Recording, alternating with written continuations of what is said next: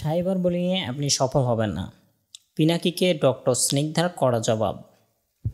জাহাঙ্গীরনগর বিশ্ববিদ্যালয় কেন্দ্রীয় শিক্ষার্থী সংসদ নির্বাচন নিয়ে উত্তপ্ত বিতর্কের মধ্যেই নির্বাচন কমিশনের সদস্য এবং নৃবিজ্ঞান বিভাগের সহযোগী অধ্যাপক ডক্টর রেজওয়ানা করিম স্নিগ্ধার পদত্যাগের পর এক নতুন বিতর্ক তৈরি হয়েছে।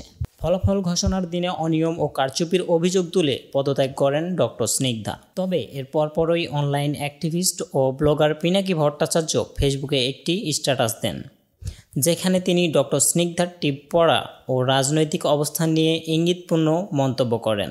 বিষয়টি ডক্টর স্নিগ্ধা সাইবার বুলিং হিসেবে উল্লেখ করে সামাজিক মাধ্যমে কড়া জবাব দিয়েছেন। নিজের ফেসবুক পোস্টে ডক্টর স্নিগ্ধা লেখেন, বৃশ্চিক রাশির বৈশিষ্ট্য কি জানেন? তাকে যদি বিরক্ত না করেন সে ছোবল মারবে না, কিন্তু বিরক্ত করলে সে ছাড়ে না। ঘটনাচক্রে আমার রাশিও বৃশ্চিক।